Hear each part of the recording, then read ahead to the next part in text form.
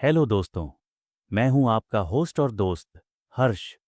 हर कहानी सिर्फ शब्दों का मेल नहीं होती, कुछ कहानियां रूह तक उतर जाती हैं। तो तैयार हो जाइए डर, रहस्य और सस्पेंस की दुनिया में कदम रखने के लिए द स्टोरी स्क्रोल के साथ। यहां मैं आपके लिए लेकर आता हूं रोमांचक, डरावनी और भूतिया कहानियां, जिन्हें सुनकर आपकी रूह तक कांप उठेगी। वीडियो शुरू करने से पहले अगर आप हमारे चैनल पर नए हैं तो वीडियो को लाइक करें, चैनल को सब्सक्राइब करें और दाईं तरफ दिए गए घंटी आइकन को दबाकर ऑल जरूर चुनें ताकि हर नई डरावनी कहानी सबसे पहले पहुंचे आप तक। चलिए कहानी शुरू करते हैं।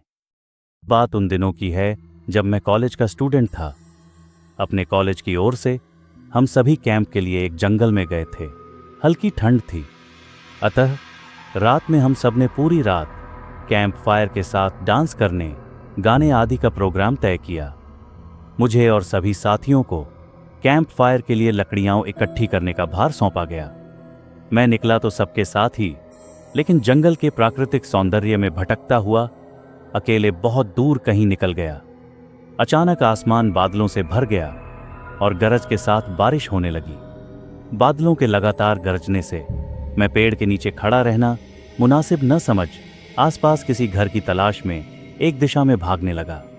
मुझे कुछ ही दूरी पर एक लाल ईंटों से बनी शानदार बिल्डिंग नजर आई।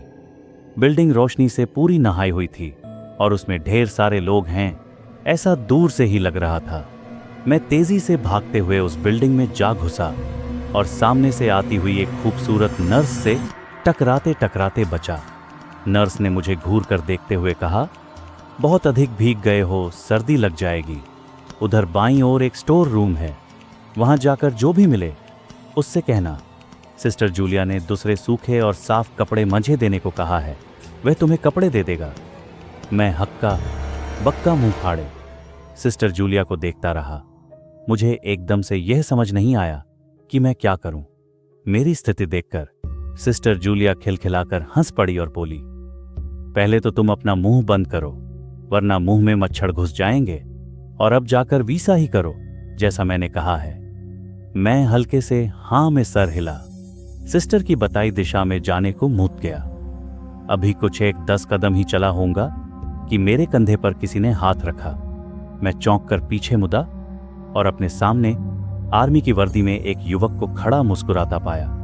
मेरे चेहरे पर आश्चर्य का बादल अपना घर बना चुका था, जिसे देखते ही उस युवक को हंसी आ गई। उसने धीमे किंतु दृढ़ स्वर में कहा, मैं कैप्टन विनोद हूं और यह हमारे देश की आर्मी का हॉस्पिटल है। कैप्टन विनोद की बातों ने मुझे आश्वस्त किया। मैं अब धीरे धीरे सामान्य हो गया और मैंने कैप्टन विनोद को सिस्टर जूलिया की कही बातें बताईं। सुनकर कैप्टन विनोद के चेहरे पर रहस्यमयी मुस्कान फैल गई और वे बोले, तो सिस्टर जूलिया से भी मिल चुके? जी, क्या मतलब है आपका? कुछ नहीं, चलो मैं तुम्हें सूखे कपड़े देता हूं, चेंज कर लो, नहीं तो सच में सर्दी लग जाएगी। और मैं कैप्टन विनोद के पीछे पीछे एक बड़े से कमरे में पहुंच गया। कमरे के चारों ओर हरे रंग के पर्दे लगे हुए थे। एक ओर एक बड़ा सा बेड पड़ा हुआ था और उसके सामने एक सोफा था। बीच में एक टेबल था जिस पर 2 ग्लास, एक बड़ी बोतल ब्रांडी की और 1 या 2 पत्रिकाएं पड़ी हुई थीं। कमरे के एक कोने में एक बड़ी सी अलमारी थी जिसमें से कैप्टन विनोद ने एक आसमानी रंग का कुर्ता पायजामा निकालकर मुझे दिया और कमरे से लगे बाथरूम की ओर इशारा किया। मैं बाथरूम से कपड़े चेंज कर जैसे ही निकलने लगा, मेरी नजर बाथरूम की एक दीवार पर पड़ी। वह खून के छींटों से भारी हुई थी। यह देखकर मैं घबरा गया और जल्दी से बाहर निकलने को मुड़ा कि बाथरूम में लगे आईने में खुद को ही देखकर चौंक गया। आईने में मेरा पूरा शरीर तो नजर आ रहा था, लेकिन मेरे शरीर पर से मेरा सर गायब था। अब मुझे डर लगने लगा और मैं हड़बड़ाकर बाथरूम से निकल गया। मुझे इस तरह बाहर निकलते देख कैप्टन विनोद ने हंसकर पूछा, क्या हुआ? अरे हाँ, तुमने तो अब तक मुझे अपना नाम ही नहीं बताया। कहाँ जाओगे? बाहर बहुत तेज बारिश हो रही है। तक मुँह अपना नाम हाँ नहा बताया। किट्टी 1%। कहाँ जाओगे? बाहर बहुत तेज बारिश हो रही है। लेकिन तुम जाना क्यों चाहने लगे? अचानक यह मैं समझ नहीं पा रहा हूं। कैप्टन विनोद, आपकी बाथरूम की एक दीवार पूरी खून के छींटों से भरी हुई है और आपके बाथरूम में लगा आईना भी कुछ अजीब सा है। उसमें मुझे मेरा पूरा शरीर तो दिखाई दिया, लेकिन मेरा सर ही गायब था।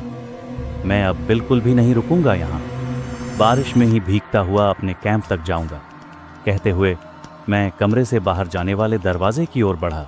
रुको, तभी कैप्टन विनोद की कड़कती आवाज़ गूंजी। तो तुमने सब कुछ देख ही लिया? जी, क्या मतलब है आपका? मेरी आवाज़ में डर भर गया था। मतलब चाहे जो हो, तुम तब तक यहाँ से नहीं जा सकते जब तक मैं तुम्हें कुछ बता ना दूं। क्या बताना चाहते हैं आप? जो आज तक कोई न जान सका, जो आज तक कोई न जान सका, वह मैं जानकार क्या करूंगा? प्लीज अब मुझे जाने दें। मैं डर से रुआंसा हो गया। नहीं, बिल्कुल भी नहीं, और तुम्हें मुझसे डरने की भी कोई जरूरत नहीं। सैनिक सबकी रक्षा के लिए होते हैं। मैं भी तुम्हारी सुरक्षा ही कर रहा हूं। कैप्टन विनोद के स्वर में सुरक्षा हाँ कर रहा हूं। कैप्टन विनोद का स्वर में कोमलता थी। आओ मेरे साथ इस सोफे पर बैठ जाओ, मैं तुम्हें एक कहानी सुनाता हूं। कहानी खत्म होते ही मैं तुम्हें तुम्हारे कैंप तक जीप से छोड़ आऊंगा। वैसे भी तुम अपने साथियों से काफी आगे निकल आए हो, वहां तक तुम अब चलते हुए शायद पहुंच ना पाओ। कैप्टन विनोद के स्वर में जाने कैसी आश्वस्ति थी। मैं जाकर उनके बगल में बैठ गया। कैप्टन विनोद ने कहना शुरू किया, दुश्मनों ने धोखे से हमारे अस्पताल को अपना निशाना बनाया। दुश्मन देश के 2 सैनिक हमारे सैनिक के वेश में एक हमारे ही घायल सैनिक को लेकर आए। वह घायल था और हमारे देश की सेना ने उसे बहुत ढूंढा, लेकिन नहीं मिला था। शायद साजिश के तहत उसे घायल होते ही घुसपैठियों ने कहीं छुपा दिया था। अचानक अपने खोए सैनिक को अपने हॉस्पिटल में पा सभी खुश हो गए और बिना अधिक पड़ताल किए हॉस्पिटल के गेस्ट रूम में घायल को लेकर आने वाले छद्म वेशधारियों को ठहरने की इजाजत दे दी गई। अभी उस सैनिक का इलाज चल ही रहा था कि जोरों का ब्लास्ट हुआ और पूरा हॉस्पिटल एक पल में खंडहर में तब्दील हो गया। लेकिन हॉस्पिटल तो अपनी शानदार स्थिति में खड़ा है। मेरी बातों को अनसुना कर कैप्टन विनोद ने अपनी बात जारी रखी। कोई नहीं बचा उस ब्लास्ट में। दीवार पर पड़े खून के छींटे भी उसी ब्लास्ट में मारे गए हॉस्पिटल के कर्मचारियों के हैं। हाँ, पर यह हॉस्पिटल तो मुझे खंडहर नहीं दिखता। जवाब में कैप्टन विनोद के चेहरे पर रहस्य भरी मुस्कान फैल गई और उनका चेहरा अजीब से भावों से भर गया। मैं उनके चेहरे को देखकर अंदर से दहल गया। फिर भी मैंने हिम्मत कर पूछा, आप उस ब्लास्ट में भाग कैसे गए? सुनते ही कैप्टन विनोद ठहाका लगाकर हंस पड़े और मुख पर एक भरपूर नजर डालते हुए कहा, यह कहानी आज से मात्र 10 वर्ष पहले की है और मैं तो आज से 50 वर्ष पहले मर चुका हूं। इसके आगे उन्होंने क्या कहा मुझे कुछ नहीं मालूम। चेहरे पर गीलेपन का एहसास जब काफी हुआ तो मैं जैसे नींद से जागा। मुझे घेरे हुए मेरे सभी सहपाठी और टीचर खड़े थे। मेरे आंख खोलते ही मेरे सर ने कहा, थैंक गॉड, तुम्हें होश आ गया। तो क्या मैं बेहोश था? हाँ, तुम जंगल में जाने कहां भटक गए थे। जब सभी लौट आए और तुम नहीं आए तो हम सभी मिलकर तुम्हें ढूंढने निकले। काफी दूर जाने के बाद हमने एक जीप आती दिखाई दी जिसमें एक आर्मी मैन तुम्हें पीछे की सीट पर सुलाए हुए हमारे कैंप को ढूंढते हुए आ रहे थे। मेरे आंख खोलते ही मेरे सर ने कहा, थैंक गॉड, तुम्हें होश आ गया। तो क्या मैं बेहोश था? हाँ, तुम जंगल में जाने कहां भटक गए थे। जब सभी लौट आए और तुम नहीं आए तो हम सभी मिलकर तुम्हें ढूंढने निकले।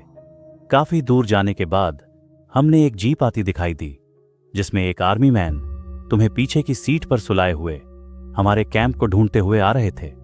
उन्होंने हम सबको भी अपनी जीप पर बिठाया और कैंप तक छोड़ा।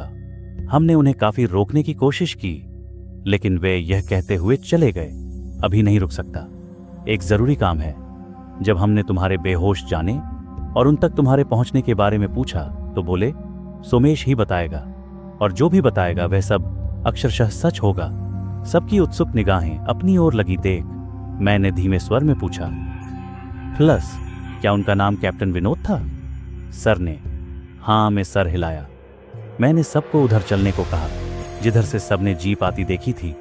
पहले तो सर तैयार नहीं हुए, लेकिन मेरे बहुत कहने पर वे राजी हो गए। सुबह होते ही हम उधर की ओर गए।